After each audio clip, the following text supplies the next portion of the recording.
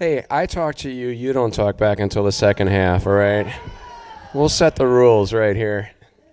I don't know if mastermind and my name should be used in the same sentence sometimes, but this is great. End of a second season, and the whole idea of Stripped Down kind of came about a couple years ago. Pamela McNeil and I had met for the first time and had clicked together as artists, and we said, let's kind of take some of this conversational energy and put it on stage and do kind of an autobiographical series. And I love the autobiographical side of it because I just basically wind the key up on the back of my guest artists and let them start talking, and I sit and drink while they talk about their lives, throw in an occasional question or two.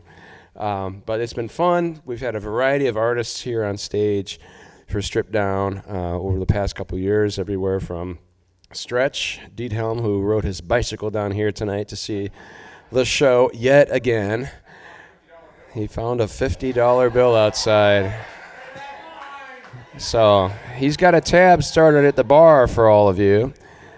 And we've had Mary Jane Alm in February. March, actually, we had Hazzy here, which was a real, for me as a piano player, regardless of the artist and whether I get to play any of their material or not, it's fun to be able to be asked to play on a particular style or type of song. And the artist that we're going to have with us here tonight, Nathan Nesha, has been responsible, along with a couple of his compatriots, Jeff Engholm and Muggsy Lauer, have been responsible for a lot of growth.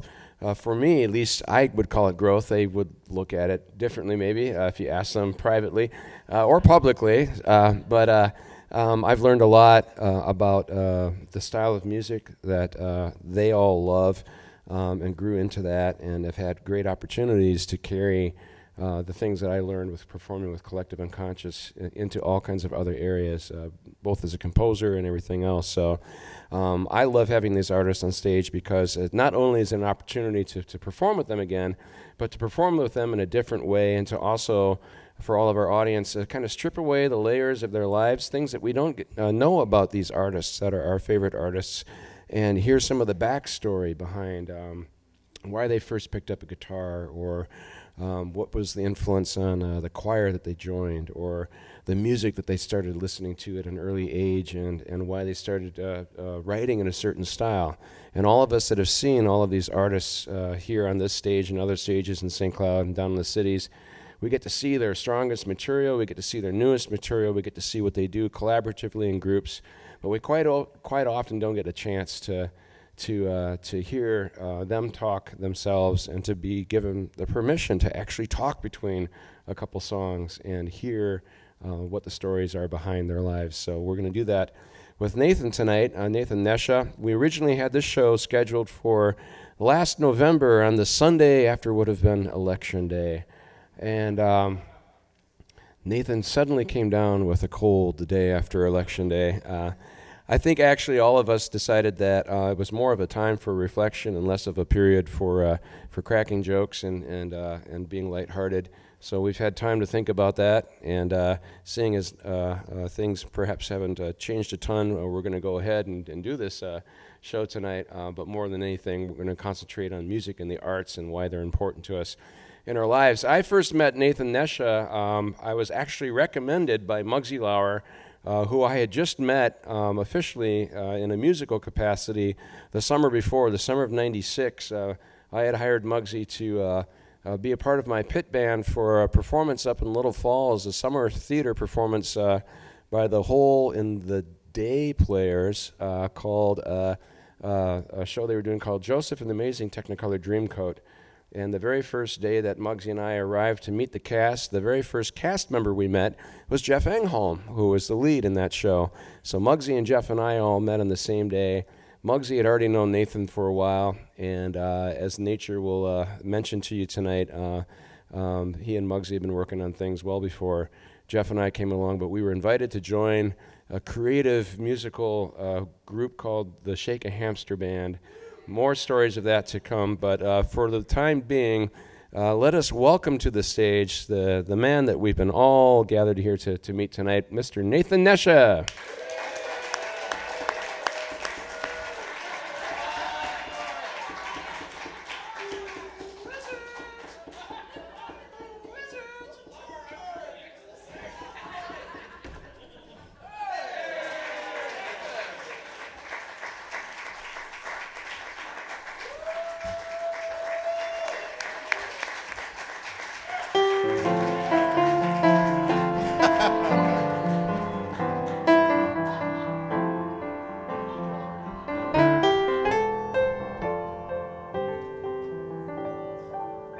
did that at our wedding.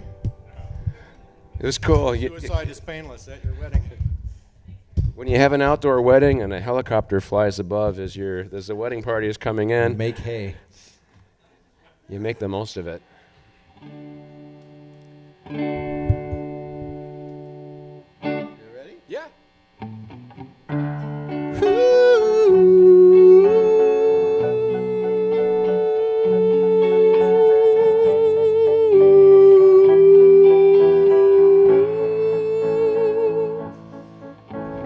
Little suffer, little one, make my heart come undone. Do you love me? Do you suffer good?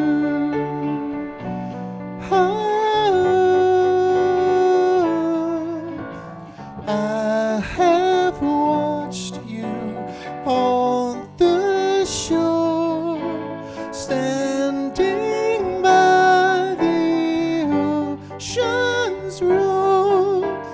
Do you love me? Do you suffer good?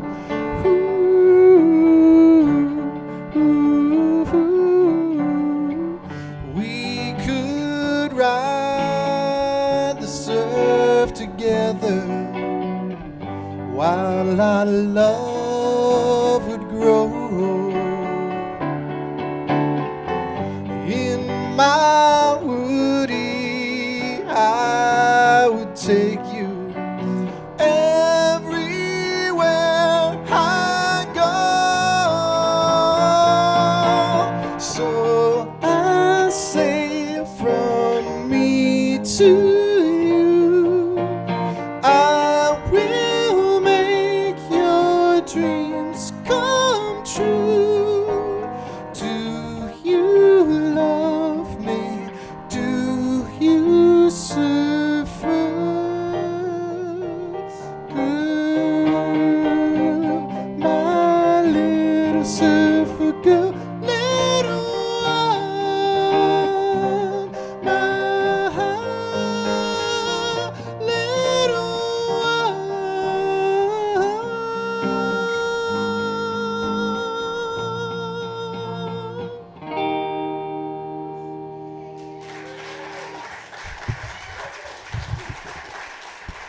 Nathan Nisha. Well, welcome. Hi there. Hey. Hi, everybody. One of the things that I love starting off as an opening question to any of the artists we have on Strip Down is to kind of get to that early musical influence moment of your life where, because you didn't come out of the womb singing like that and everything. Is that true? Correct? But, at a certain point, musical influences, I mean, we can ask. Yeah. But at a certain point, I recall Dad first dropping the needle on a Henry Mancini album and hearing the Pink Panther for the, first time with hi-fi, stereo, everything. What sort of music was being played in your household in those days? Everything? Yeah, I mean, the major reason I'm up here is two major reasons. Is one, I had a fantastic record collection to choose from my parents who were right there, and so we had everything. We had to Sleep at the Wheel to Coltrane to all the Beatles and Dylan and folk music you could soak your head in. So when I tell that little bit in the collective about sitting there, that is me, with the headphones on listening to all those records. So that's where that absolutely came from. But the other part, it was because we had a choir instructor in Stillwater, where I, for the most part, grew up, who was shrewd in that he would start the kids at the Lutheran choir. He was the high school choir director, but he got them. He like found the guys who could sing, the people who could sing, when they were 7, and he groomed them all the way through the youth choirs. And then by the time he got him to high school, he had this massive powerhouse choir that was a man named Dennis Brown, who had a big part to do with just my throat being what it is. So I spent a lot of time singing just all the time. And there's a certain, I've noticed over the years that the fun thing about being the piano player in Collective Unconscious and not being able to sing and play at the same time is you get to sit back a little bit more because I'm not multitasking like the rest of you guys are doing, and guitars and which part of the harmony am I singing and so on. So I get a lot of time to observe these guys, especially you, and I notice that whether it's in collaboration or in rehearsal, whether we're putting together like the Beatles, Abbey Road, or we're just learning or introducing a new song, there's always that rehearsal process where we're hearing the material for the first time. Sometimes it starts nowadays with a Dropbox, which wasn't around when Collective Unconscious started, but it was usually listen to the CD or listen to this music. But when we finally get into like the actual rehearsal collaborative process, each one of the three guys, Jeff and Muggsy, and this doesn't even have to be Collective Unconscious, it could be the Shake a Hamster Band, which we'll get to. Everybody sort of offers a perspective on how it should sound or what it should be, which I always find interesting because I don't have to be a part of these arguments. I just, have the, I mean, and some of them are arguments, some of them are conversations. No, it's actually true. But I asked Nature when we had the way I do these stripped down things is I usually have an initial conversation with the artist where I ask a few questions, but I don't want to ask all of them because I don't want to know the answers until like this moment here, which is one of these questions. But the one thing that you said, how is it that you guys make it work as friends and artists and so on? And Nathan had a great comment. He says, we all live far away from each other. Distance. Distance. Distance. Which is actually a really great answer because it is true. But at a certain moment, we're all in the same room at the same time. And with any relationship, we learn how to negotiate for what it is that we're after and to let go of what it is that we can't get. But I would say, what is the aesthetic that you bring to Collective Unconscious that is uniquely you, based on this Lutheran choir, based on the music that you grew up with, based on a way of looking at musicality? What is it that you offer that type of collaborative setting? This is a tough question. I didn't ask this. Initially, it was because I had the broadest checkbook. Okay. I bought the PA. I was in. Just like that.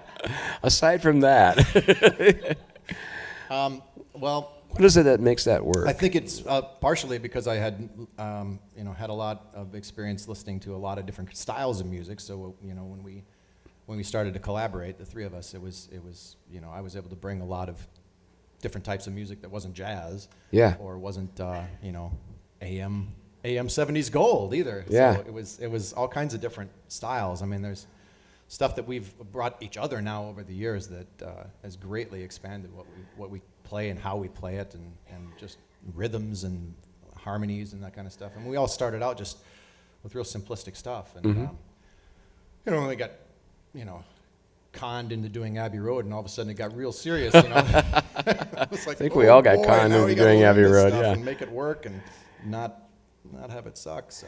But you had experiences before Collective Unconscious, obviously. Like your first band. How old were you when you had your first like bona fide? Oh, I'm in a band. High school. Band was high school. Yeah. I mean, that was I actually auditioned. I sang Rush and Sister Christian. All right. Yeah, and they still let me in. All right. Yeah. Yeah. I could sing them back then too. Yeah. So. Did you play the guitar in that band too? I just sang. I was just sang? a singer. I didn't. I had a guitarist, actually, the guy that's was the guitarist in my high school band. His name is Mike Wanmacher, and if you go see the most recent Underworld movie, vampire movie, he did the soundtrack for it. He's been out in LA now for a couple dozen years, I think, writing movie soundtracks, and he's a phenomenal musician and gifted composer. And so I had him, as a guitar player. I didn't need to touch it. I played some acoustic, but that was it. Was he Lutheran too? No. All right. I'm just Mike checking. Wanmacher. I don't know. I'm trying to get a Never saw pulse him on in this church, Lutheran so I'm thing, sure. so. He didn't come to my church. All right. But we had other guys in that band that were actually the drummer from my high school band ended up being the first Shake a Hamster drummer. Well, third, fourth, actually, Muggsy. There's been many Shake a Hamster drummers, right? Yeah, I don't remember his name either. All those There were a few drummers. But anyway, Scotty is still a great drummer. So you had all these albums, you had these LPs, you had all this music, you had the stack. You had classical music too, understand? Yeah. What was some of the classical music? And we had a there? lot of musical theater too. Mm-hmm. Dad went to St. Cloud State in the theater department, and in the early 60s. When did you graduate? 63? 64. So, we had, I was a legacy man, pledge pin, the whole thing. So, yeah. So I I know. came in actually with more musical theater experience, or as much musical theater experience as I did with rock and roll. I mean, we did everything in my high school band, and then became a frat band too. So it was everything from Van Halen to, Kinks Destroyer to, I sang Purple Rain when it was still a hit, high school dances and things like that, which I won't do for you tonight. You're welcome. Thank you. Yeah. Maybe that. I don't know. So there were certain musicals that you were involved with as a performer? Yeah, I did. Run us down that list. Did Godspell? I think it was the first one. That's how I met Jeff Engholm for the first time. Yep. He was in high school doing that Lutheran Godspell. Pipeline, song about Jesus Christ written by a Jew. What do you know? So the Godspell, and then did Fiddler on the Roof in high school, and I played Tevye. And back then they had. There was a Jewish Lutheran, right? Yeah, I know. Yeah. Speaking of Jewish, a Lutheran guy playing a Jew. But I played Tevye, and that was when I really kind of got hooked, because that was a really amazing experience to do that. What was it that hooked you about music theater?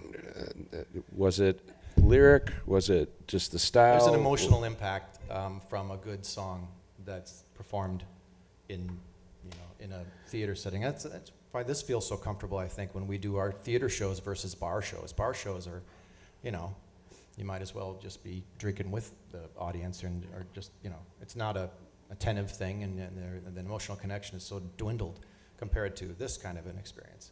Even rock and roll in this setting is far more elevated, I think. So, Yeah.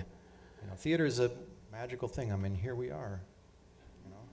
There's a sink. You believe it's a We sink. couldn't have picked a because better setting for. You can't see what's behind the sink.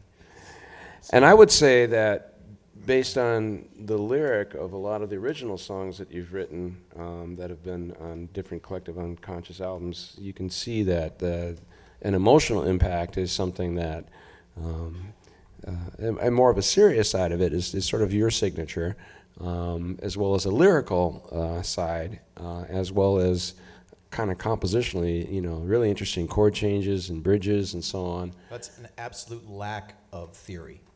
Okay. That's how. All right. Yeah. I don't know what I'm doing. I just make it sound the way I want it to sound. Well, you could have fooled me. You could have fooled me. Well, we've got something that we're going to pull from here from this music theater side of you that I'll let you set up. Okay.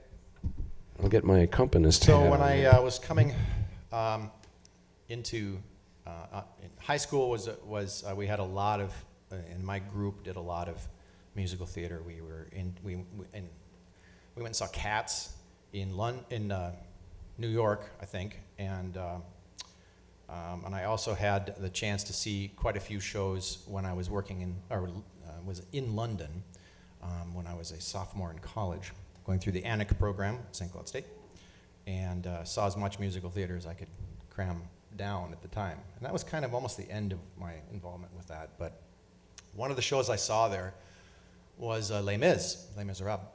And I saw the very last week of performances of the original cast with Colm Wilkinson as Jean Valjean. And I was in Oxford Circus in a theater that was like 4 miles. I was 4 miles from the stage. It was like the 5th balcony. It was massive. Could have seated, I don't know, 3,000 people in this theater. It was a huge place. But I was just sitting there just weeping. I just couldn't believe, I knew the story, but I had not seen that or had that impact. So this is my chance to try to bring it back.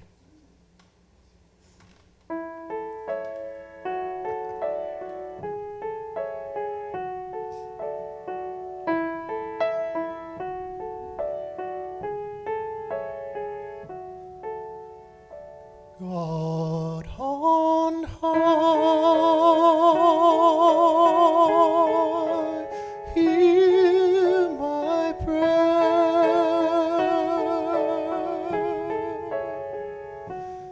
In my need, you have always been there. He is young, he's afraid. Let him rest, heaven blessed. Bring him home, bring him home, bring him home. He's like the son I never have known.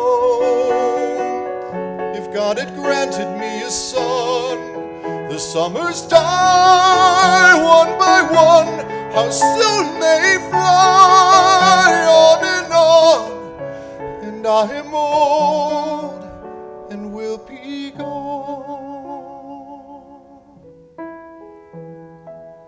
Bring him peace, bring him joy. He is young, he is only a boy. You can take, you can give. Let him be, let him live. If I die, let me die. Let him live. Bring him home. Bring him home. Bring him home.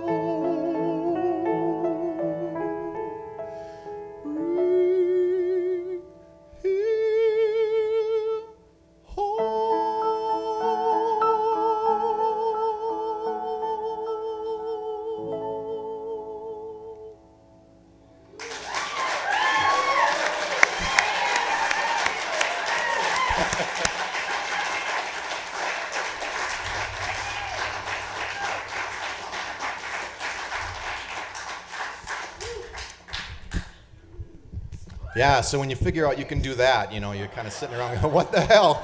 What am I going to do now? Yeah? Start a band. We sort of ended the first rehearsal right there. I was like, okay, I'm done. I can't, The thing I loved when Nathan brought this song up to me to do and said, I want to do this, Jeff and Muggsy and I have spent many years kind of slaving away for the St. John's Boys Choir on an annual event in the fall every year that they called Boys on Broadway, and it was a great opportunity for the boy choir boys to switch, the red robes and the perfect poise and so on, put on top hats and tuxedos and canes and costumes, and do music theater and act out certain scenes. And we had an arranger who quite often had arranged all the material that we were playing, and his name was Mac Huff. Muggsy actually found the guy's picture one day on the internet, and he looks just like his name, and he had copies of his picture all on our music stands. That one day we showed up for rehearsal. It was hilarious.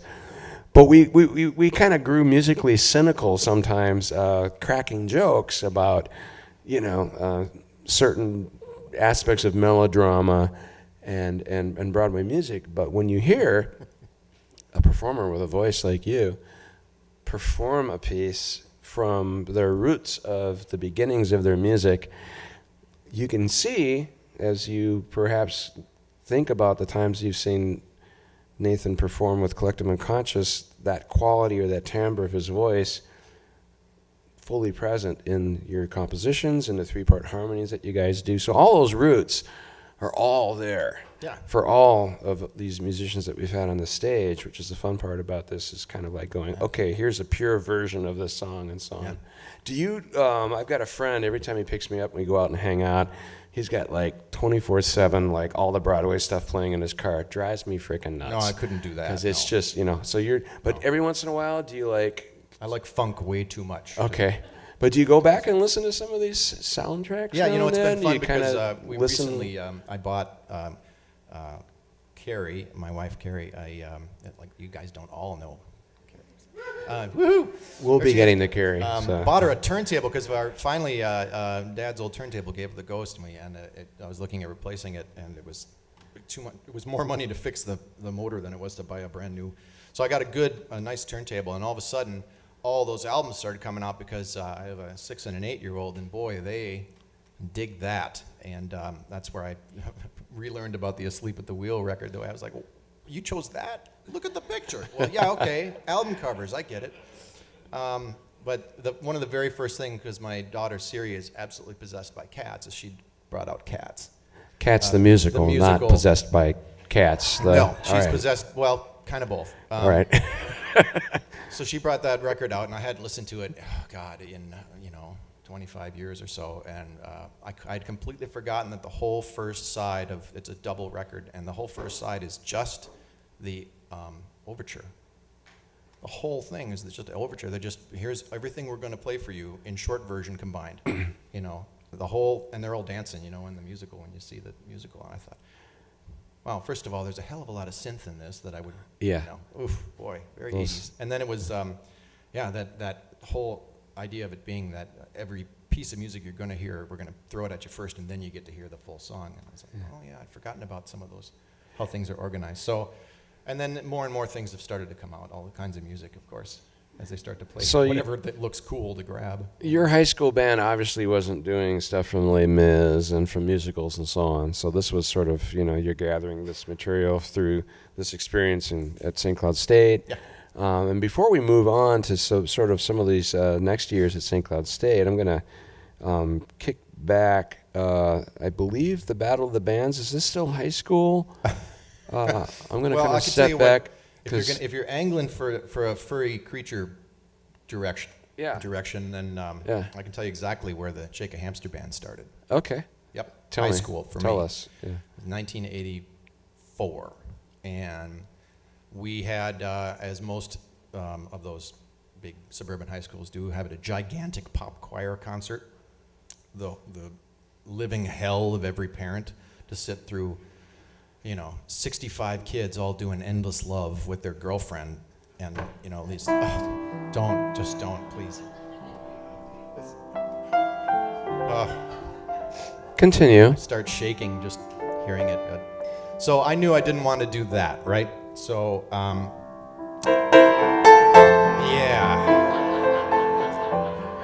Bring him home. Oh, sorry. Right, bring him home. So, so I thought, well, you know what? I'm gonna do this, and I rewrote the words to Country Roads by John Denver, and did Frozen Roads, and just real light, easy, G-rated jokes about, snow Sort of like John Denver. roar as the drifts pile high beside me. The rain and sleet remind me of my home far away. And sliding down the road, I get the feeling that I should have stayed home yesterday. Just real easy stuff. But we came out in snowmobile suits. I had my guitar, and four of us sang, the 4-part harmony on the thing, and the place went crazy. Was it the snowmobile boots or the lyrics, do you think? The lyrics, they just were such a relief for them to have a gigantic laugh in the middle of that, getting through waiting for your kid to sing a bit, and they were just stunned. And it was just the roar of it when we completed the song was just like, it just went wham right here. I was like, oh, I like this. I like this a lot. I can be funny. This is actually going to work. So then we got to KVSC, and of course being funny is what you're supposed to do there. What was the next funny song that you actually wrote after The that? very next song? Yeah.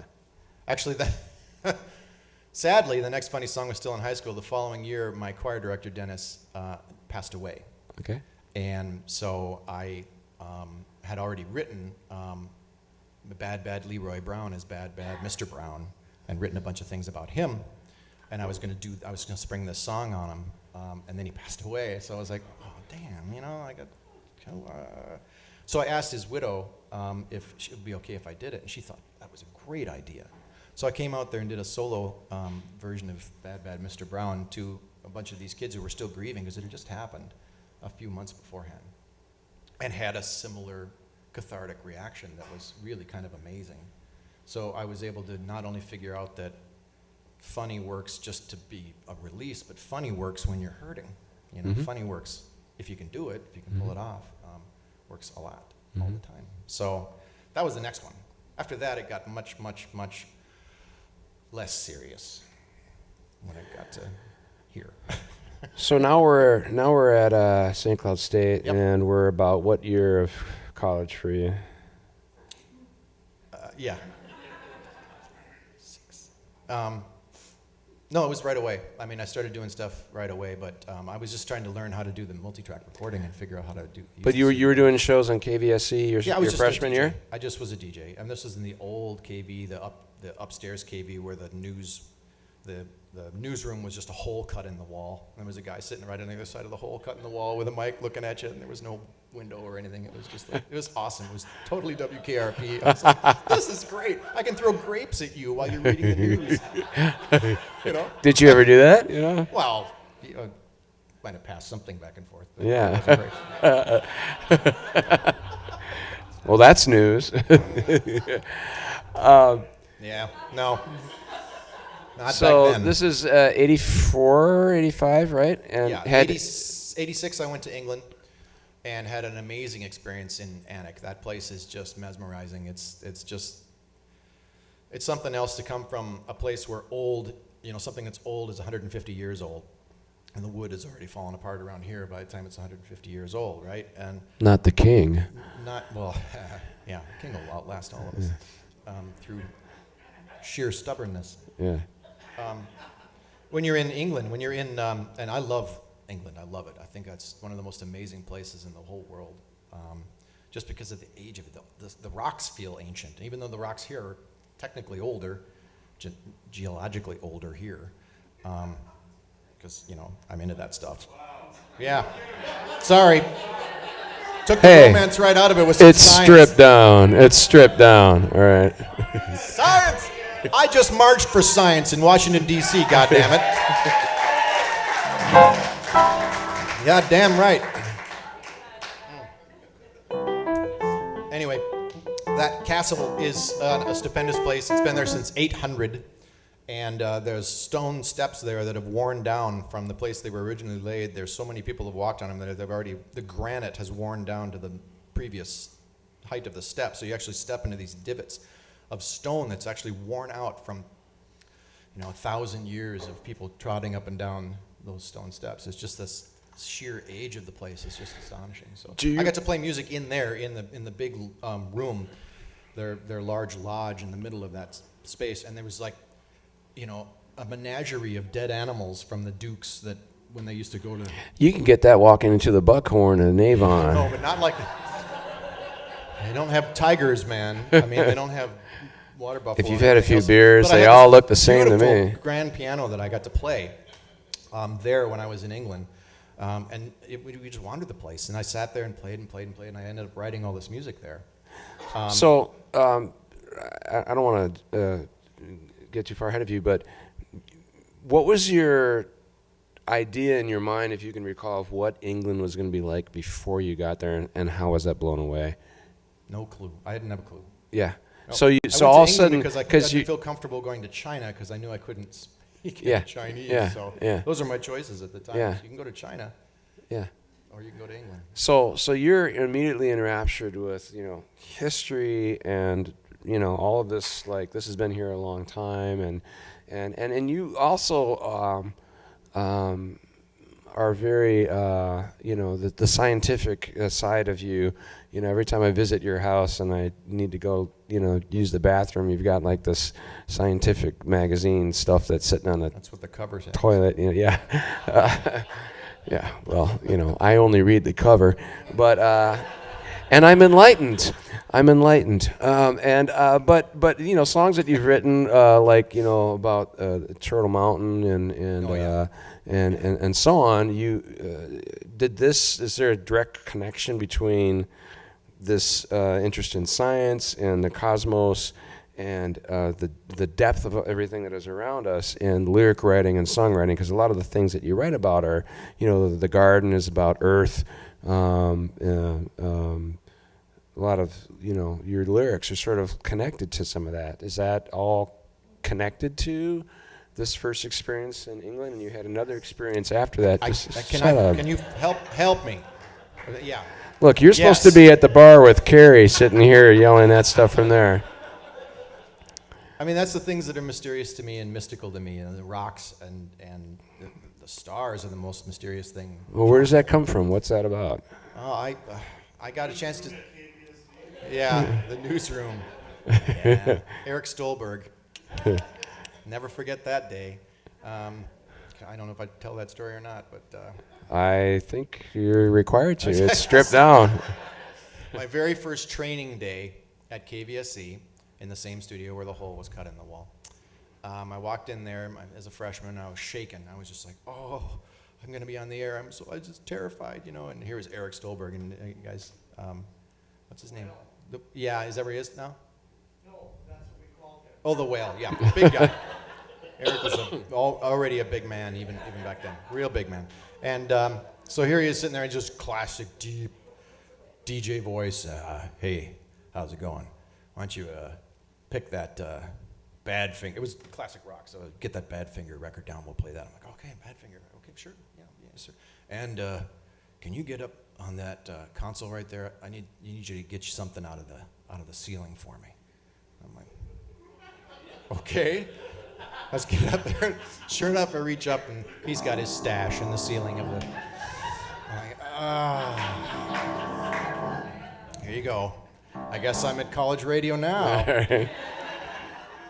Oh, wow. Yeah, hadn't thought of that one in a long time. So, anyway, where were we going? About the cosmos. Yeah, the cosmos. Right? Somehow we got to the cosmos from that story. Well, it went from the ceiling to the cosmos. Space has always been my thing. I mean, it always has. I'm sure that my folks can attest to that too. But I got to go look through a telescope. I had an experience recently. I looked through a telescope at Tartan Park, which is a 3M property. That's out in space? Pardon? It's out in space? No. But they had a pretty good-sized telescope that I looked through, and I was able to see, had my first impression of actually having some ancient light hit my eyeballs directly through a telescope, and it was just a mind-altering experience just to see that. And then, yes. And then when I got involved with the Minnesota Astronomical Society in the past 10, 15 years or so, they had actually purchased that telescope and moved it to a site down near Zimbrota. And I went down there and got trained on it, and thank you. And I walk in there and I'm like, I know this telescope. Is this thing? Where'd you get this? And they're just saying, well, we bought it off of the guys at 3M. I'm like, wow, I get to look through the same telescope that was that big, you know, when I first looked through it. And it looked a lot worse because the telescopes now are much, much better than they were back then. So, and I bought my first one, and I've never stopped looking up. It's just it's the most amazing thing you can see. Of course, I live in the city, so I can't see the dang thing happening. So you got the spectrum from, heavy lyric writing, world experiences, cosmos, and so on, and then you have punk music. I love punk music. So explain the dichotomy of that. That's really what came out of KVSE in England was, I'd never been exposed to anything but what was on KQ and KDWB and just the radio. I had a couple of friends with decent record collections, but the one I had at home was far more vast than what I was hearing on the radio down there. So when I got to KB and everything else just was like, when you start out, doing, things like.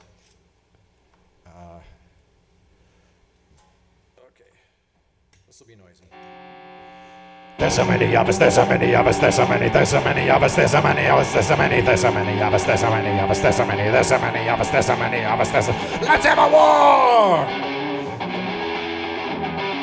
Let's have a war! We need the space! Let's have a war! Clean up this place!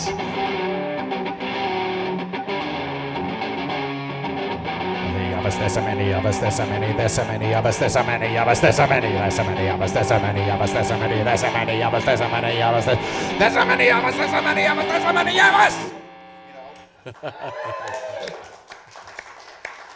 I mean, if you come from 80s pop radio and that hits you, I mean, if you get Fear or you get Black Flag, it's like, whoa, okay, that's a whole different energy level. And then, everything that was happening at KV. When I was at KV in the 80s, it was the dream time to be a college DJ. It was an actually effective way of changing music. It had a huge impact on music. REM never would have been national without or any of those bands. Any of the guys that came out of the Twin Cities without college radio, it never would have happened. There was no path for them to make national impact. So it was just so much fun to be.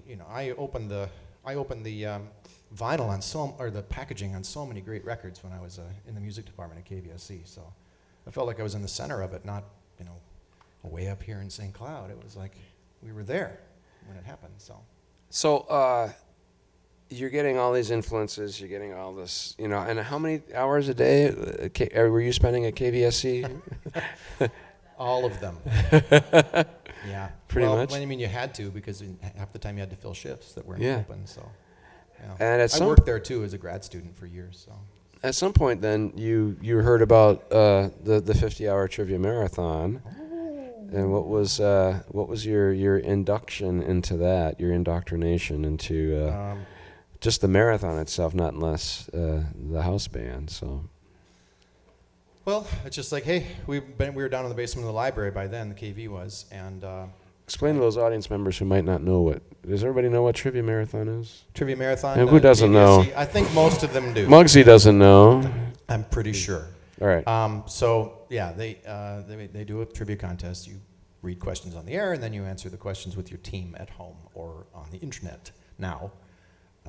And so I was sitting at the station and had a multi-track recorder in front of me, and somebody said, hey, we need a theme song for 88 Mission Trivia. So Jimmy Jonga and I just sat there and went, Mission. Trivia. And that was it. And I went on the air and I thought, that's really funny, do something else. And then, yeah. So we did I Am Trivia Man, right? That was next. Yeah, there's Cocaine too. That was that same year. So, and it was just I don't know, how many years before you started, Muggs? 88? Yep. So when we had Muggsy up here for 30 years now. 30 years. How many songs, Muggsy? Over 500 songs. How many number one hits? Completely slaughtered for no reason whatsoever. Yeah. So, what are some of the top favorite Hamster songs that you've written in that time, and I obviously mentioned a few of my favorites, but and we might hit one of those before we hit this last Okay. song. Oh, okay. You gotta About tell me 10. which one. Yeah, yeah. Well, wow. Out of 500, how do you top them? Actually, some of my favorites aren't ones that I necessarily sing either. I just wrote them or had a big hand in writing them. Like a bunch of Ted Chops tunes that he sings, like "In the Shire." That Johnny Cash one is just awesome. That's a great one, and so is "Tricycle" for that matter. That's a great song. I love "Outhouse." I think that one is super fun and translates. I mean, I try to take. Yeah. Outhouse with the wooden toilet seat. Drop your pants. There you go. Yeah, that was a fun one. Yeah. Yeah, and some of the ones that, of course, George has written are some of the most esoteric, challenging to I think I perform. wrote lyrics maybe only 1 or 2 Hamster years, maybe 3 songs I've done lyrics for, but most of it has been the kind of the fun in between stuff. And so this is my just kind of my introduction of meeting you. Muggsy had recommended because you had keyboards obviously on Hamster stuff leading up to that point, but you didn't maybe have a regular Just me. keyboardist for Trivia Weekend. Okay, so. Not really.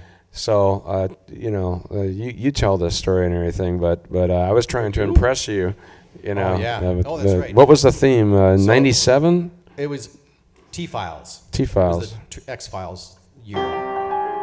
Yeah. Right.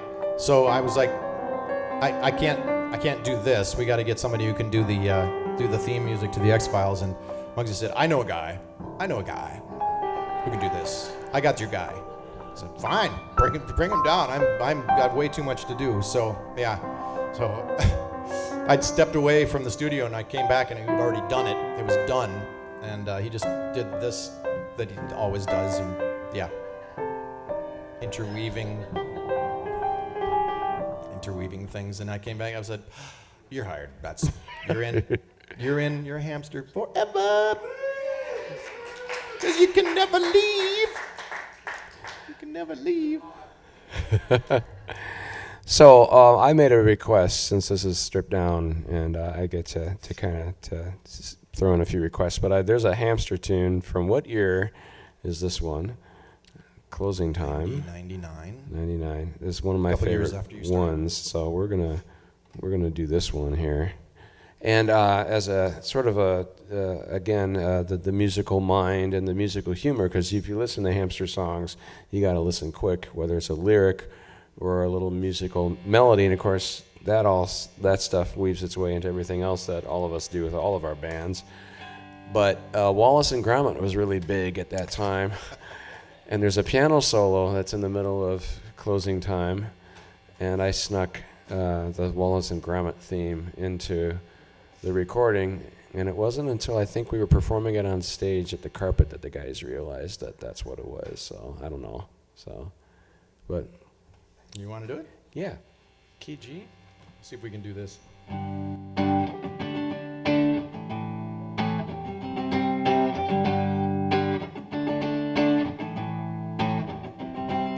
Guessing time.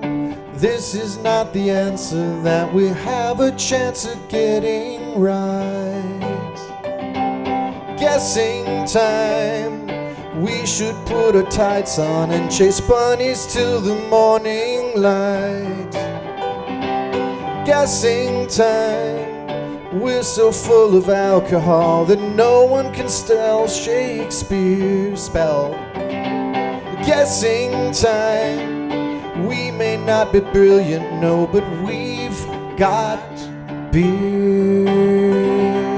I don't really want to dial the phone. I don't really want to dial the phone. I don't really want to dial the phone. Dial the phone. Guessing time. This is just as much fun as a barrel full of squeaky froms. Guessing time. I would rather spend the weekend parasailing with my mom. So lather up and whack it, we'll just never hack it. I hope we can make amends. Guessing time, every chance of winning will begin when all our sinning ends. Yeah, I don't really want to dial the phone. I don't really want to dial the phone. I don't really want to dial the phone. Dial the phone.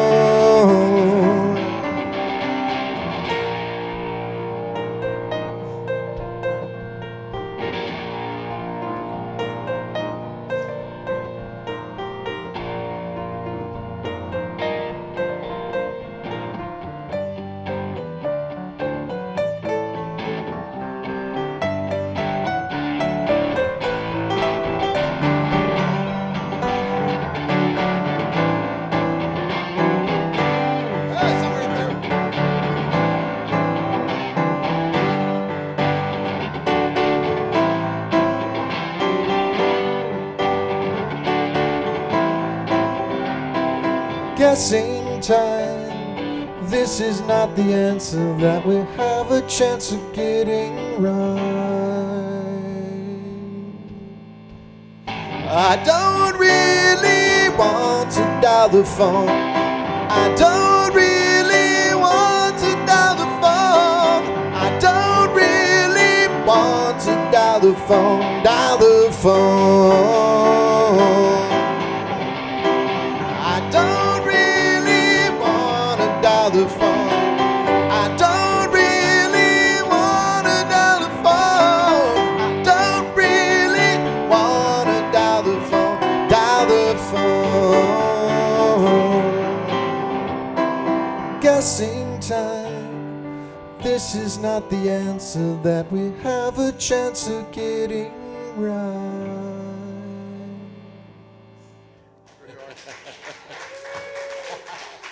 Nathan Nestor. And other assorted errata. So before we close out this first set of Strip Down with Nathan Nesha, a little bit of tradition that we always have here at Strip Down. We got some sticky pads. We got a pen up here. When we come back at the top of the second act, this is an opportunity for you to ask any kind of questions that you want to ask Nathan Nesha that we haven't thoroughly covered in the first set. These could be possibly personal questions. There is a gatekeeper. But they could be, like when we had Hazzy up here on stage in March, one of the questions was, when are you going to come pick up your couch? Muggsy's been storing a couch for Hazzy for 20 years. Was it that couch?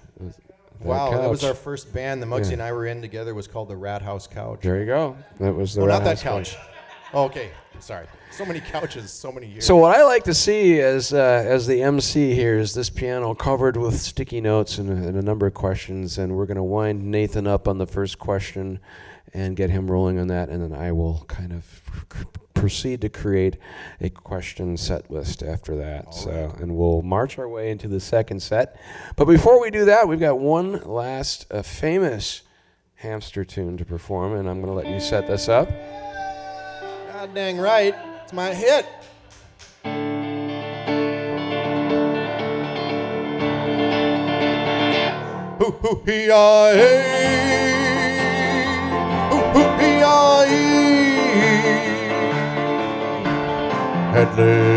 Headless cowboy monkey.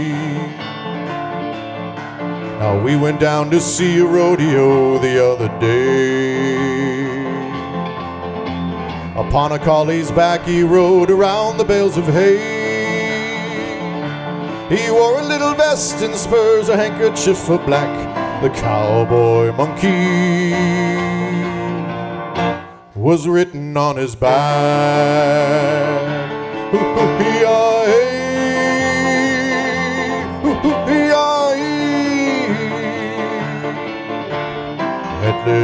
Headless cowboy monkey. Now all the people yelled and waved as he went round the ring. He looks so fine a riding there, his spurs a jingling. But all at once the collie broke and bolted for a gate. Our hero screamed, but it was much too late. Thank you.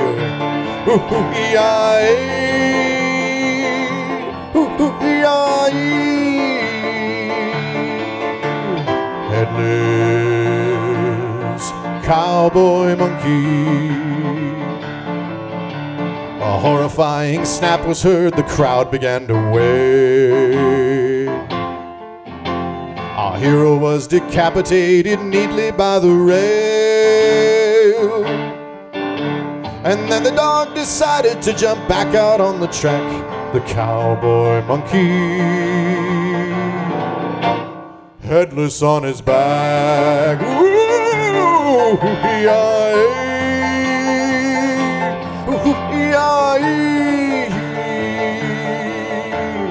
Headless cowboy monkey. Now by the time they caught the dog, the ring was strewn with gold. Our hero's blood was spreading like an ocean on the floor. And many people claim they saw his monkey's soul fly. Now he rides forever, the primate in the sky.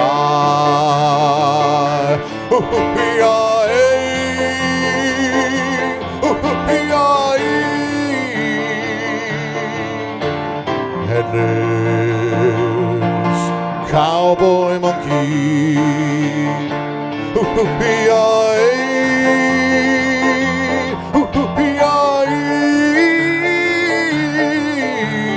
Headless cowboy monkey. Ah, headless cowboy monkey.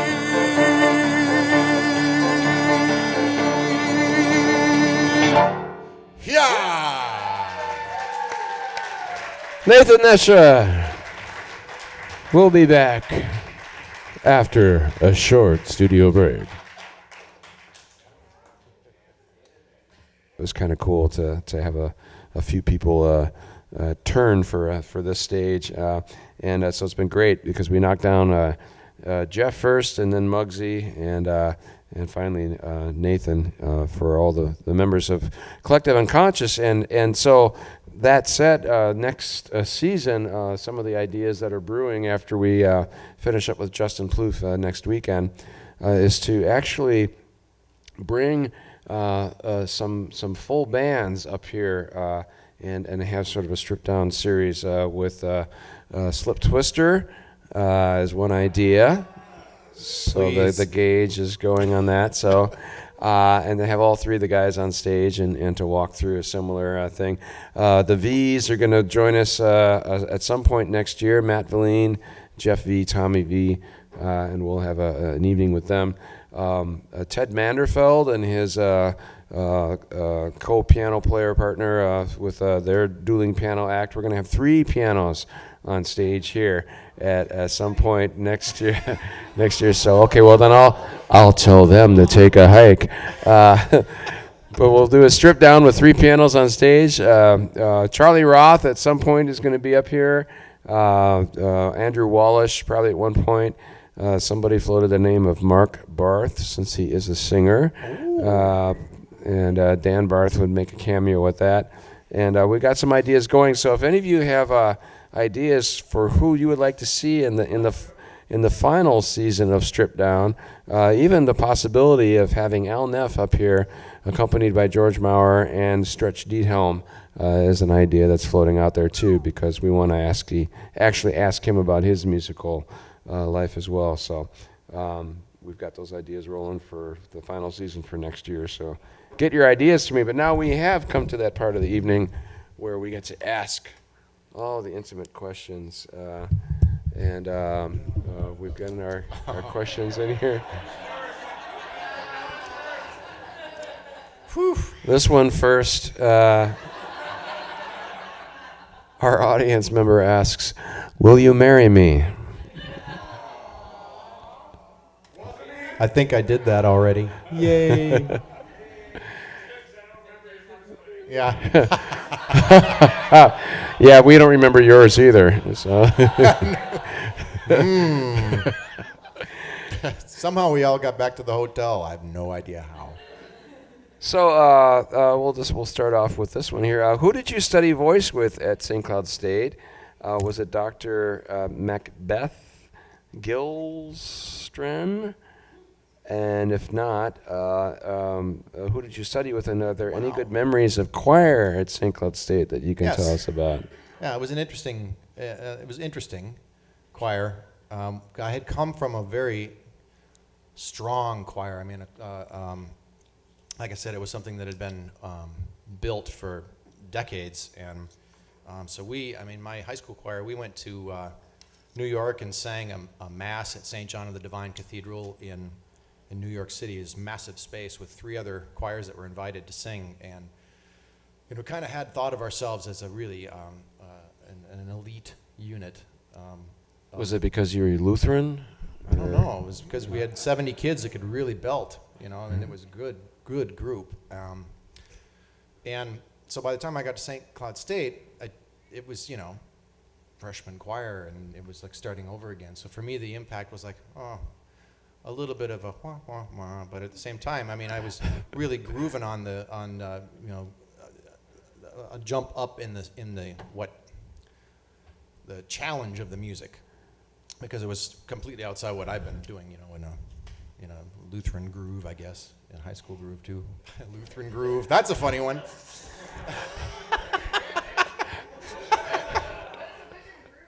I don't know. It's and a 1 and a 2, So that's your full answer? Yeah, I guess. I ended up being the, I think I was the president of the choir my freshman year, which I thought was a little strange. So another checkbook moment. Yeah. Yeah. This we're just trying to trace where all this comes from, so legacy. Yeah. So he might have left already, but maybe if Al Neff is still here, this question is for him. But Al Neff, great man or greatest man? I have had more unbelievable experiences with Al Neff than just about anybody. He told me at intermission that he's shared a tent with you before, so. Oh yeah, and it must have been an intense experience. We have shared a tent with 75-mile-an-hour winds at 10,000 feet on Longs Peak in Colorado in the middle of our climb.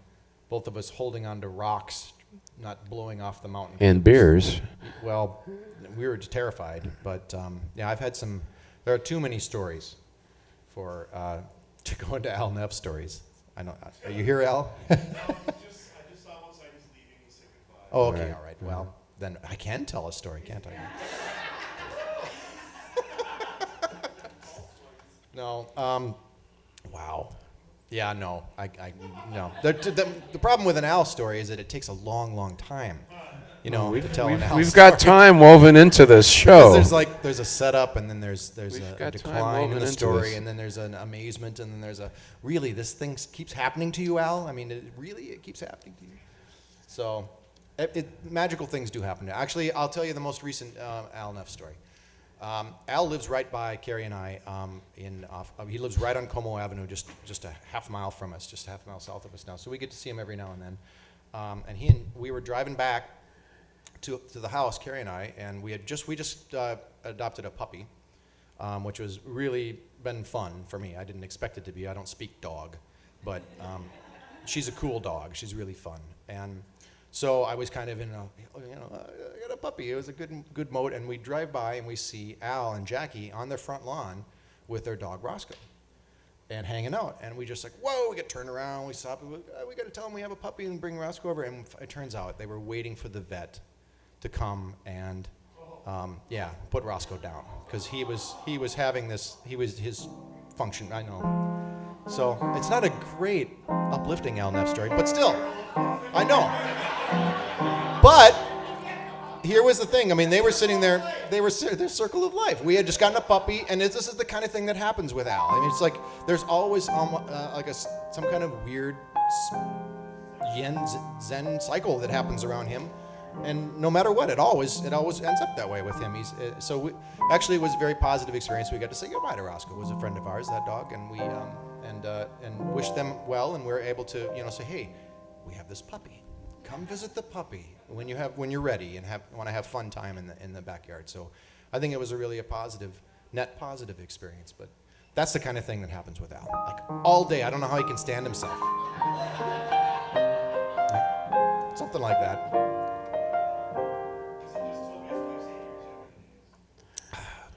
Well, me too. So this next question here, for a trip to Mars, please explain how a spaceship would achieve the velocity necessary to reach the red planet in a reasonable amount of time.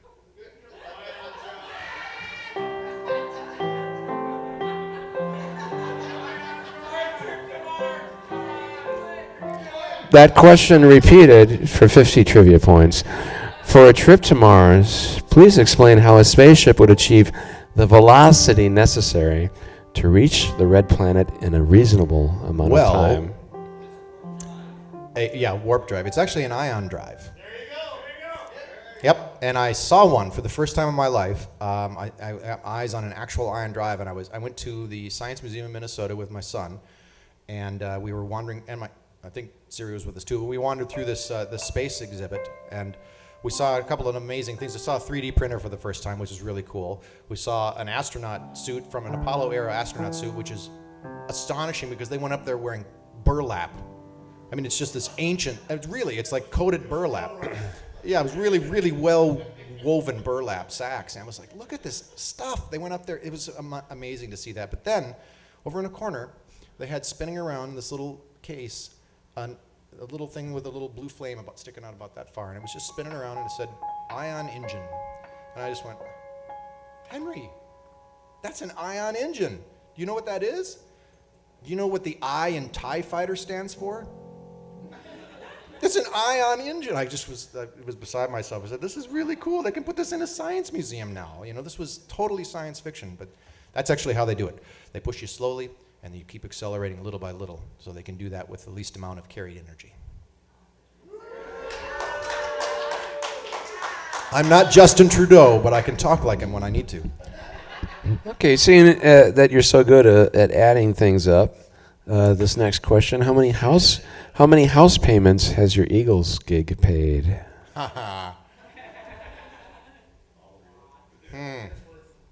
They've not necessarily been applied that way. How much beer have your Eagles gigs paid for? No, they keep paying off housing additions. All right. I mean, that's kind of what it.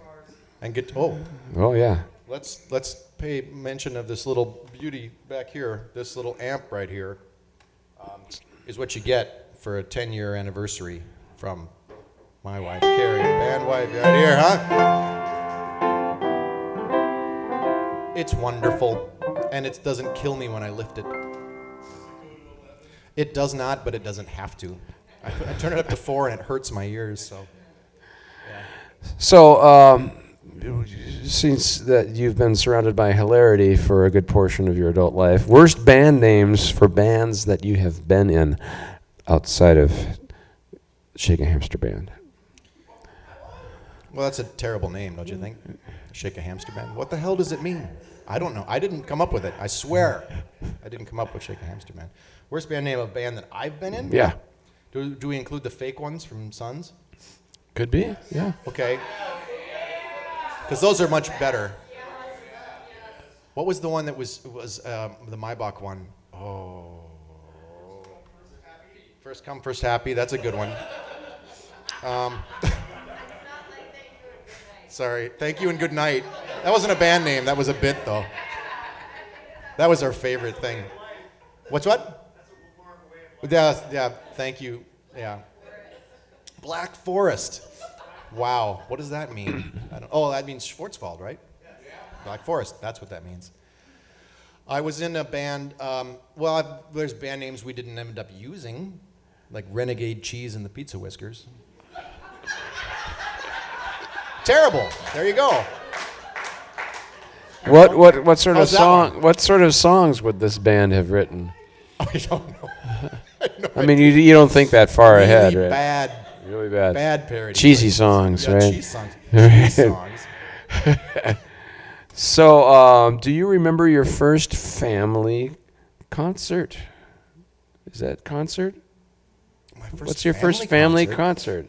Well, your family was there, and the first time you decided to stand there. Oh Lord, no. Okay. God bless America. Oh yeah. You were 4. I was 4, and I saluted the IDS because it was the only thing that looked like a flagpole that was around me. I remember that. Okay. Yep. God bless America.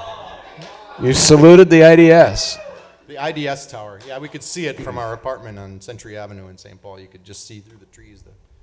I think that's where it was. Somewhere over there. Anyway.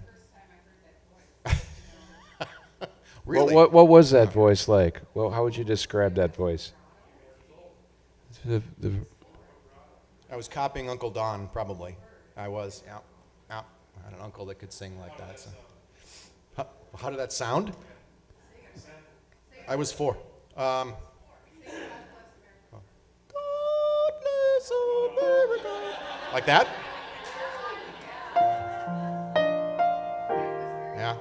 You know, I do have a story, speaking of that I want to share before I forget it, because there's a lot of stories floating around right now. But when George was talking about the boys' choir at St. John's, it reminded me of a time that he and I had when we did a bit for one of the Hamster songs. It was the Can't Always Get What You Want, the boys' choir at the beginning of the Rolling Stones tune. And we can't always get question 1 was our lyric. So we talked I forget who the monk was. Brother Paul Richards Brother was Paul the director Richards at the time. into recording the boys' choir singing, you can't always get question 1, doing that bit for us. And we're just grinning like fools, like, oh my God, we got a real boys' choir to do this Hamster song. This is so awesome. And the father was, or the brother was just like, he was just smiling at us like, don't ever talk about this, but it's, the kids had no idea, and they didn't know what the Rolling Stones were. These kids were like, they're singing it straight, like, what does this mean? What is this? But then halfway through So we did that out at St. John's in out at St. John's concrete in their choir recital, room. in their rehearsal space. And then George says, hey, we're going to go and meet, there's a Tibetan monks. Tibetan Buddhist monks We're at the Art Center. at the Arts Center, right? And they're doing a Mandela. mandala, and a sand painting there in the lobby there. And so the boys' choir, we go along with the boys' choir to meet the monks, right? So, and then they sit there and they trade songs. It's just the most astonishing musical So thing. the Tibetan monks- absolute opposite of male range of voice, right? You've got these kids going, and the monks are the other guys going, You can't always get question they didn't do that, 1. but they were doing their chants. And I was like, this is just astonishing, It was just the coolest thing. So sometimes even the Shake a Hamster Band can lead you to that kind of stuff, that kind of It's true. experience. So. I don't want anybody to have an accident. Speaking of the Shake a Hamster Band, what inspired the song Headless Cowboy Monkey for those of us in the room A who true don't story. know? The Headless Cowboy Monkey is a true story. The ritual telling of the Headless Cowboy Monkey is actually a rite, not just a It song. might not It's sound real. right, but it's right. Yep, I was standing next to a gentleman at KVSC the year before I wrote it, and he was another grad student that worked there with me, and he said, "Man, my brother just told me this story of this. When he went to a rodeo and he was out in Montana, and he was so sad about it. This guy was telling the story. He said, man, they put the monkey on the dog, and he ran out there, and the dog whipped around, and all of a sudden the dog saw something inside a gate that he wanted to get. So the dog flew through the gate and then popped that monkey's head right off." And I just, what? And he said, yeah. And then the dog got back out, and it ran around, and then blood was flying out of the monkey's neck, and everybody freaked out, and I was just like laughing. I couldn't. Oh my God, this is awesome. A headless cowboy monkey, really? And of course, then the Marty, who is it? Marty Robbins? Who does that? Who did? No, this was the later one. This was one of the Martys. I forget. Anyway, I heard the song, and I thought, hey. Oh, got it. That's a keeper, and then it was super easy to write. So it's true. The monkey actually didn't make it. It's very dangerous. So I don't recognize this person's handwriting, much less the color of the sticky note. They brought their own sticky notes, so that's thought about perfectly it. allowed at Strip Down. But it's yellow, and I don't know if this might have any foreboding, but if you could have a superpower, what would it be?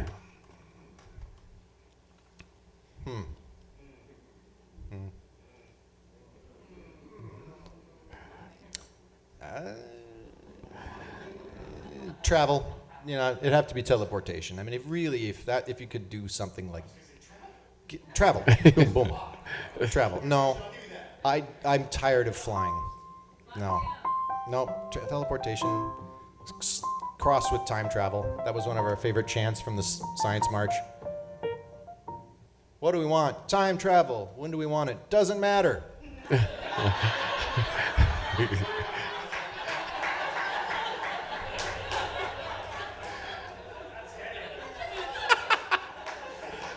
Science jokes are rock. So if you use that superpower of being able to time travel, and you can travel back to Broadway to have a dream role in a musical beside Les Mis at any point in Broadway history, what would that dream role in a musical be? I always wanted to do West Side Story. I don't know what part, but I wanted to do. I mean, probably Krupke probably would have ended up in. Yeah. But I can't really dance, and I can't do the splits in tight pants. Neither could Krupke. Or ever. Yeah. Pump you. No. West Side Story was a big one. I sang that a lot. That was. I've seen Phantom of the Opera, and that wouldn't be a choice of mine at all. Because Because it's not very good. Because I don't know, because I was tired of Andrew Lloyd Webber by that time. Yeah. Mm-hmm. Sorry. Yeah. this next question is, if you could tell Andrew Lloyd Webber to his face that you're tired of him, would you do it? Yes.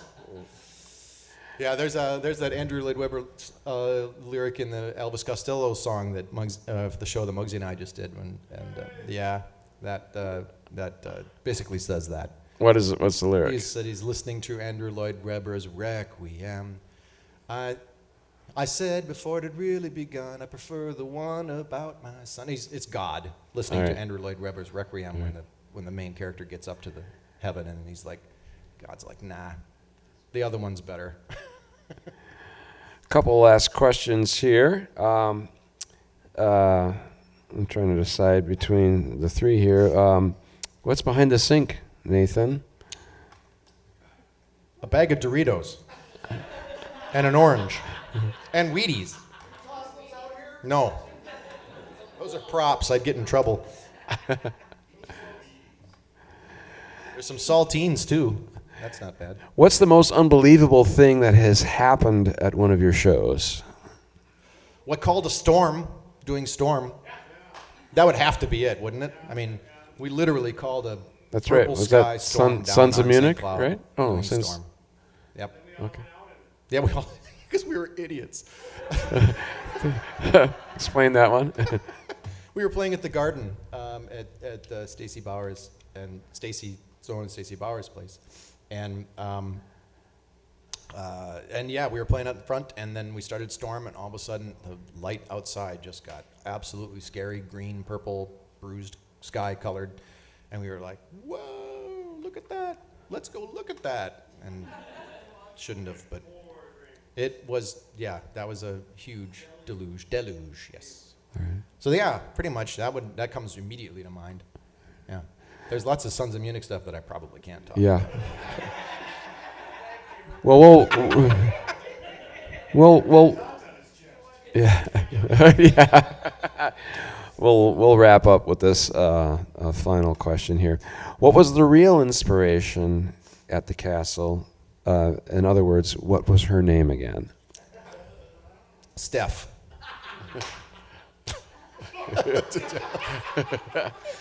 Yeah, she was a hairdresser. She worked in Anik, and I thought she was really awesome, so I let her do whatever she wanted to my hair. Didn't get me anywhere, but I ended up with red, curly hair and a white rat tail. Because it was 1985, people. All right. 6. Yep, little rat tail, and like looked like a forgotten cousin of Ronald McDonald. It was bad. Yeah. No, I'm not bringing it back. Which part? Does now. Well, that reminds me of a replacement song. It does. Wow. Okay. So we're going to move on, and that was Q&A for Nathan Nesha, so we can give that. Thank you. So we're moving out of Shaking Hamsters. We're kind of moving post KVSC, and no, there's no such thing as post KVSC. You're still connected. No. But you're discovering a lot of music, and some of these bands and these records are by Minnesota bands, and they're making an impact on you for one reason or another. Yeah. Well, I ended up being absolutely absorbed by singer-songwriters that were not polished. To me, those were the guys that I mean, even like Springsteen, people like that. But from the Minnesota guys, it was Paul Westerberg for the Replacements, and a lot of the other guys that were big at the time. And then learning about them led me to all the other inspirations for those songwriters, the Minnesota songwriters, who are still going strong. I mean, we've had such a great time being the backing band for Granite City Radio Theater that being able to play with Gary, Loris, and Chan was such a blast. Was a huge thing. And just coming up in, Muggsy just stepped out, didn't he? In a couple of weeks. 2 weeks, we're going to be backing up John Munson of Trip Shakespeare and Semisonic and the Twilight Hours and the Flops and all those other groups. So being able to play with these guys now just feels like it's worked and it's come around for me. But I had an experience when I opened up Tim by the Replacements and put it on the turntable the first time, because I was the first person at KV to listen to it. I opened the mail that day and listened to that whole record through. It was just it was a life changer for me, and I went and, of course, listened to the whole rest of the catalog, which I hadn't at the time. I'd only heard a couple of songs. I heard I Will Dare back in '85 when I was DJing in a club. We used to play that, like a 12-inch version of that record. Anyway, so I was dying to see the Replacements. Didn't have a car. Convinced the theater prof that I had been working with to give me a state car and a state credit card. Yeah, he thought I was cute, I think. So anyway, he gave me this, gave me a state car. I got a state car and a gas card, and a buddy of mine and I drove to Duluth, because that was the only place the Replacements were playing on that tour in the area. They didn't even play the cities on that at that time. They played it at the bar called the Warehouse in Duluth, which is long gone. But it was just a warehouse. It was a bar at one end and a stage at the other and a cement floor. It was just a junky place. Anyway, I said, I got to go. So we got the car, gas card, and I called up UMD and I said, hey, I'm a prospective student. I'd like to come out and check your campus. And they gave me a suite. They gave me a dorm room that had a kitchen in it and a lounging area and all this stuff. Nothing, so we ghosted in there and we got set up. We went down to see, and the Replacements played, and I was dying to hear this one song I'm going to play. And you got a really nice financial aid package out of it too, I understand that. UMD paid my whole ride. No. We saw the show, and they walk out there, and they all each came out with like a bottle of Jack Daniels, set it down in front of them, and that show just went straight down. And they were cranking out. It was one of those shows, one of those match shows.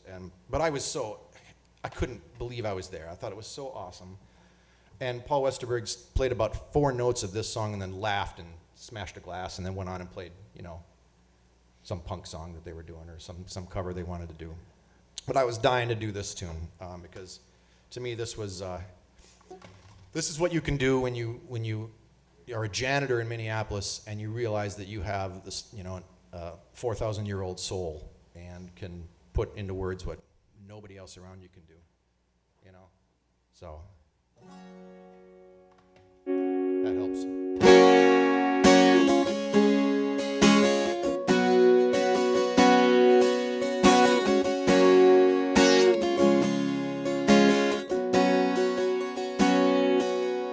Well, a person can work up mean thirst after a hard day of nothing much at all. Summer's past, it's too late to cut the grass. Ain't much to rake anyway in the fall.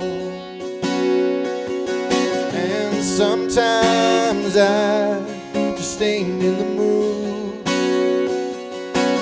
Take my place in back with the loud mouse. You're like a picture on the fridge, it's never stocked with food. I used to live at home, but now I stay at their house. Everybody wants to be special here. They call your name out loud and clear. Here comes a regular. Call out your name. Yes, here comes a regular. Am I the only one here today? With a drinking buddy that's bound to another town. Once the police made you go away. And even if you're in the arms of someone's baby now, I'd take a great big whiskey to you anyway. Everybody wants to be someone's here. Someone's gonna show up, never fear. Here comes a regular. Call out your name.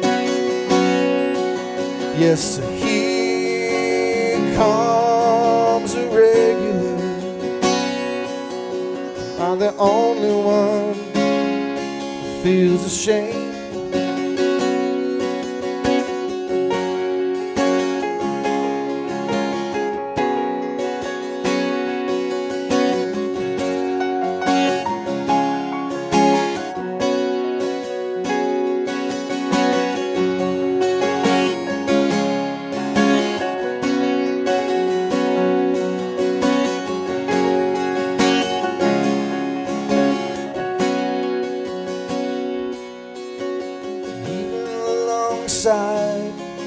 Old sad eyes says opportunity knocks once and the door slams shut.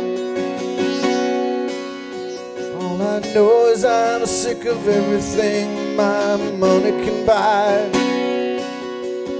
A fool will waste his life, God rest his guts.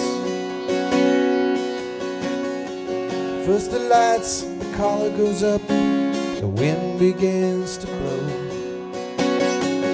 Turn your back on up, pay your back last call. First the glass, then the leaves at last. Here comes the snow. Ain't much to rake anyway in the fall.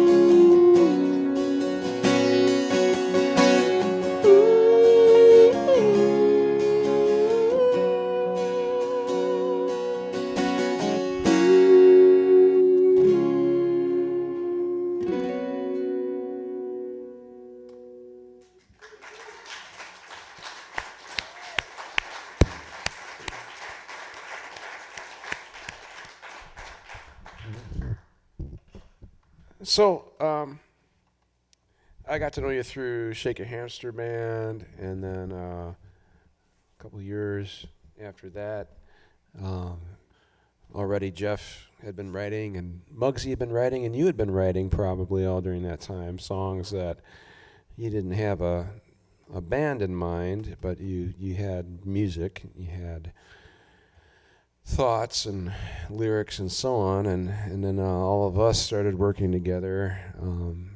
Shake a Hamster Band kind of first, and then Jeff was putting together Summit Climb, and you tell the story of how you were going through some transitions in your life from a first marriage and trying to figure out what next after all of that, and you sought Al to Neff go. was part of that too. Yeah, Al Neff.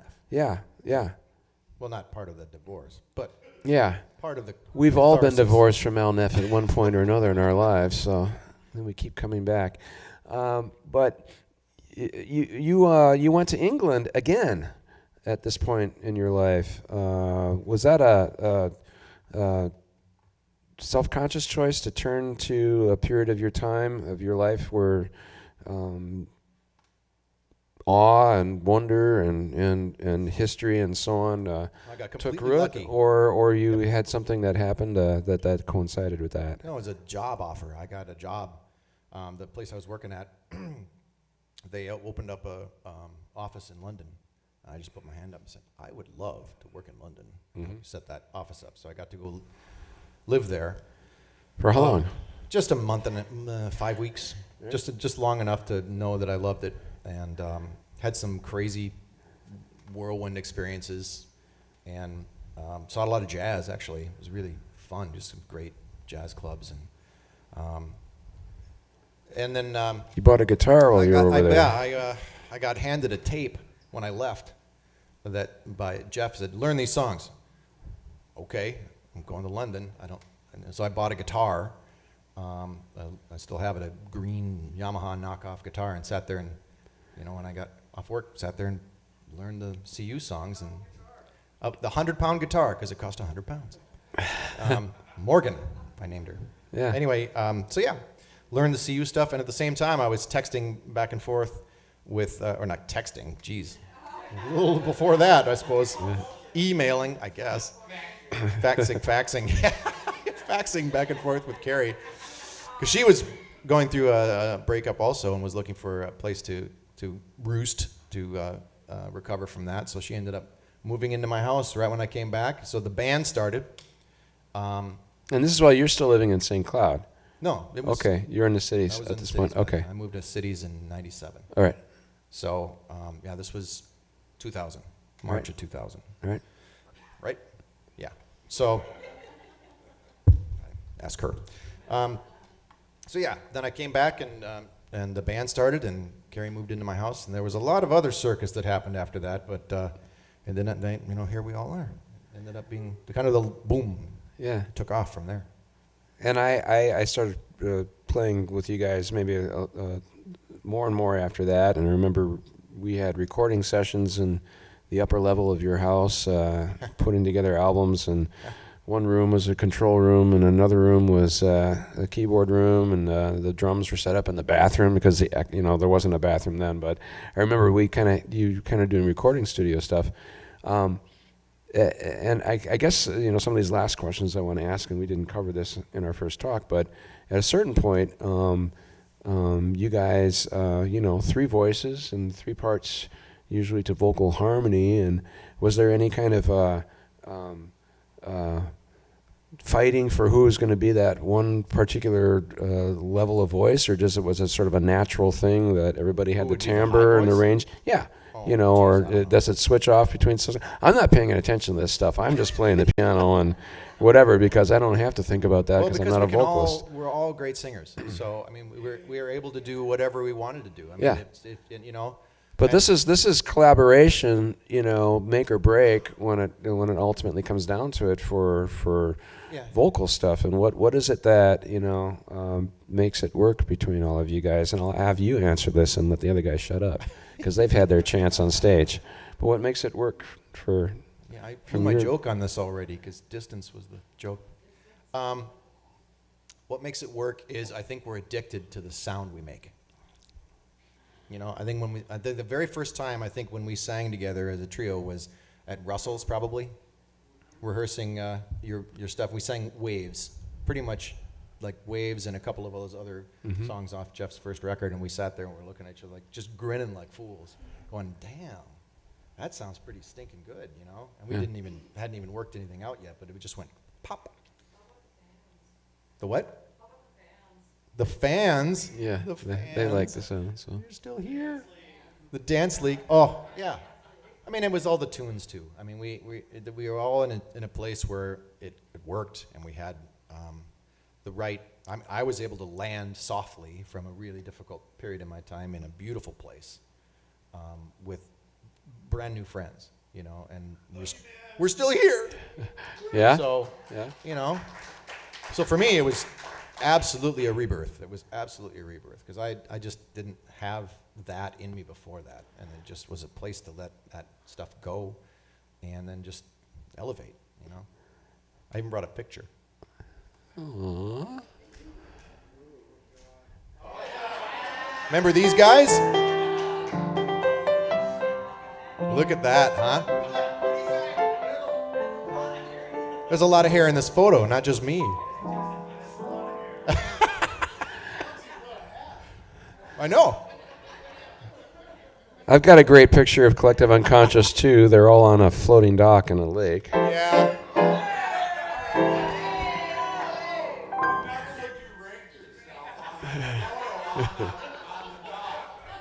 He's number one. He's number one. So Me? Q&A Oh, is over. Somebody Q&A else is must over. have ranked that. It wasn't me. So before we maybe move on to this last tune and kind of final thank yous and a few final things that you might want to say, I know that we can ask any member of Collective Unconscious what's next. And I know that all of us just had a sold-out house a week ago tonight at St. Joan of Arc Church with kind of the final latest version of CSNY Deja Vu. And it was a fantastic show. time. They're still buzzing about it there. What's coming up in the fall? What's next for Collective Unconscious? We're going to bring back The Last Waltz. Yeah. Right. Yep. We did every other one of our shows last year except that one. Yes. And that's what we're doing in the fall. And that's going to be on this stage the beginning of November, correct? November 1st, 2nd, 3rd. 1, 2, 3. Right? 1, 2, 3. So right here. There you go. And before we do that, other possible ideas have been floated that either have been shot down or haven't decided yet, but are you jonesing haven't. for a particular? We're still looking for that gem. The problem with these things when it occurs to us, it's a relatively rare thing to get a complete record with really cool stuff that's all vocal music. You know, I mean Yeah, exactly. Because I mean, we thought about doing Big Star, and Jethro everyone's Tull, like, thick "Huh?" as a brick? Yeah, 2 people are like, yeah, and half the people that would go, yeah, are in the band. So that doesn't really work. Yeah. You know, so we would love to do, you know, #1 record and Radio City, but you know, That's right. That sounds good by me. it's about time.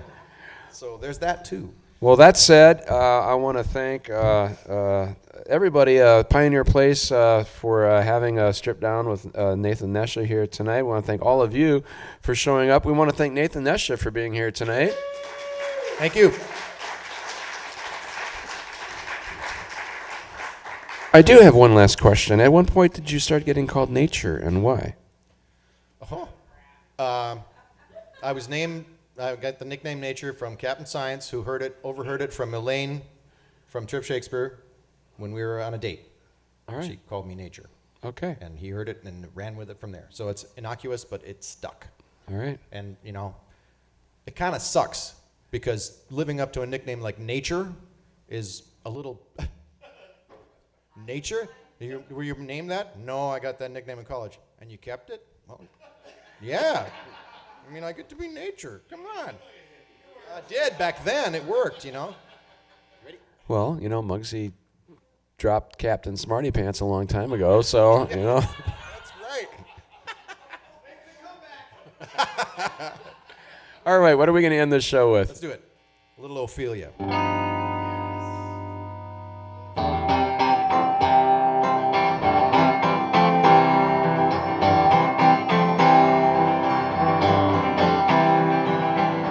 Boards on the window, mail by the door. Why would anybody leave so quickly for Ophelia? Where have you gone? Your neighborhood just ain't the same.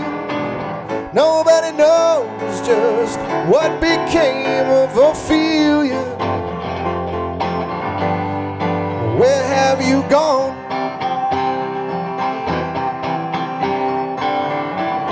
Was it something that somebody said? Mama, you know we broke the rules. Was somebody up against the law? Honey, you know that I'd die for you. They got your number. They're scared and running. But I'm just waiting for the second coming of Ophelia. Please darken my door. Let's go, George.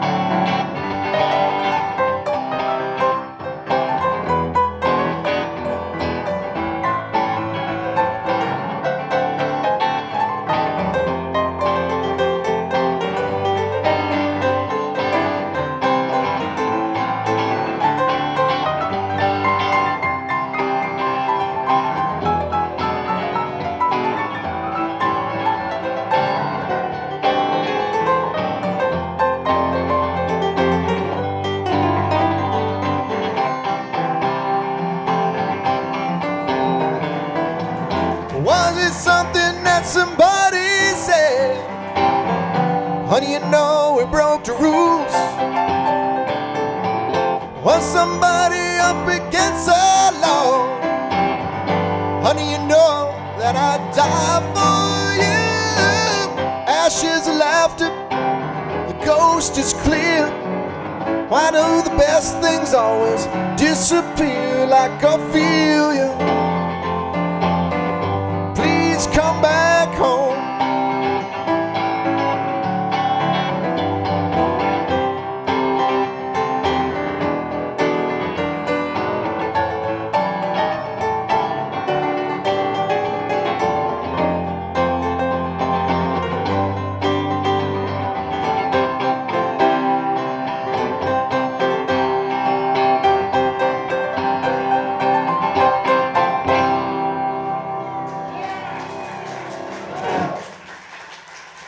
Nathan Nesha.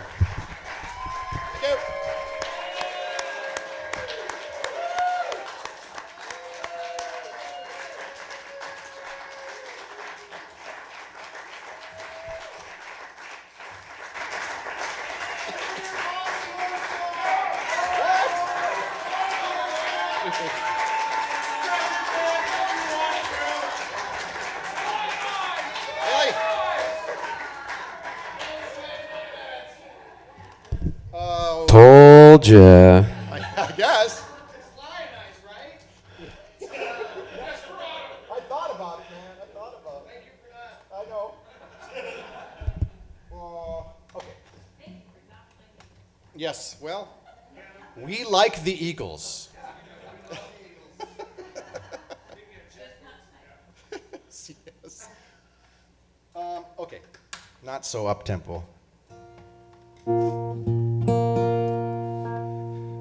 My other hero, I got to see this guy before he passed away in New Orleans. I had spent an entire day pre-Katrina in the New Orleans Jazz and Heritage Festival.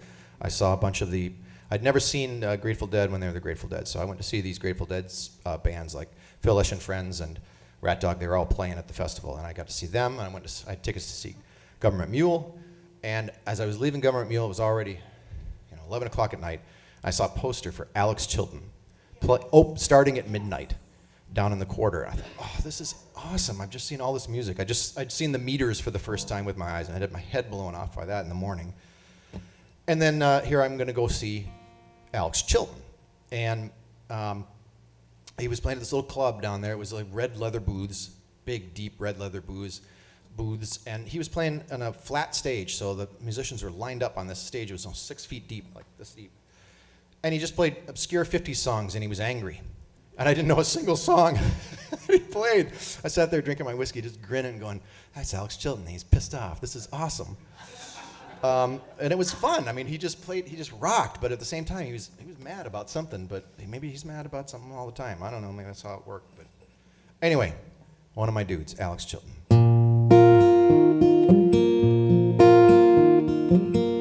Won't you let me walk you home from school? Won't you let me meet you at the booth?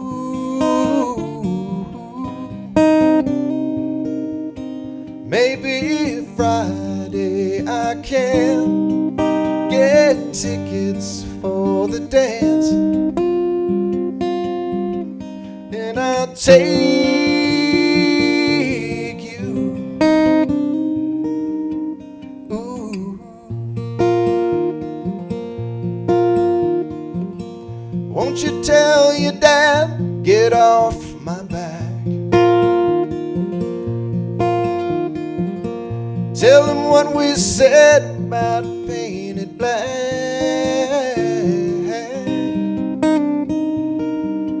Rock and roll is here to stay. Come inside where it's okay, and I'll shake you. Ooh.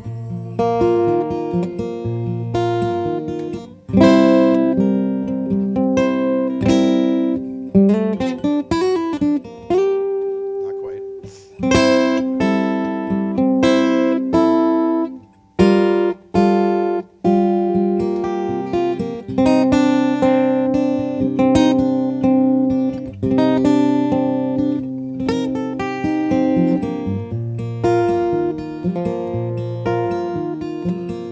Won't you tell me what you're thinking of?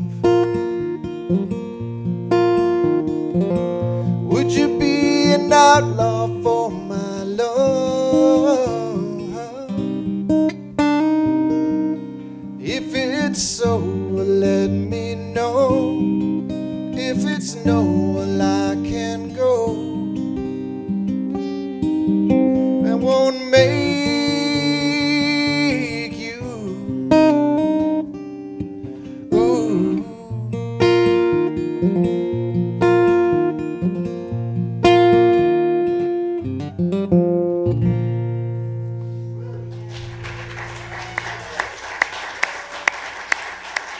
Thank you. Thanks, folks. We'll see you next week with Justin Plouffe. So all these stickies are yours.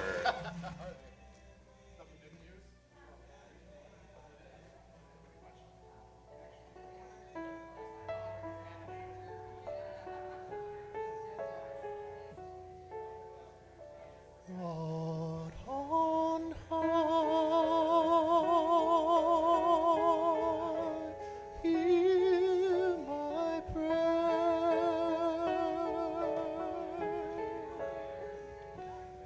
In my need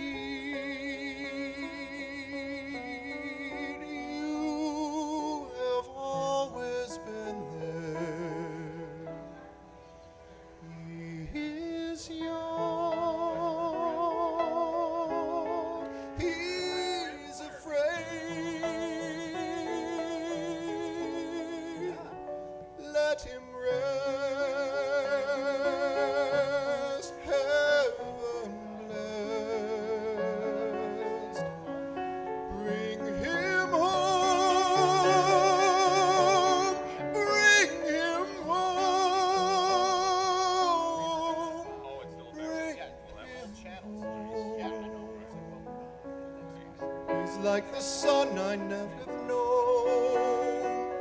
If God had granted me a son, the summers die one by one. How soon they fly on, and I am old and will be gone.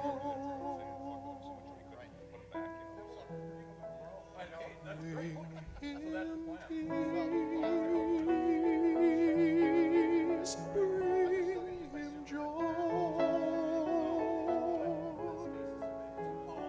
He is young, he is only a boy. You can take, you can give. Let him be, let him live. If I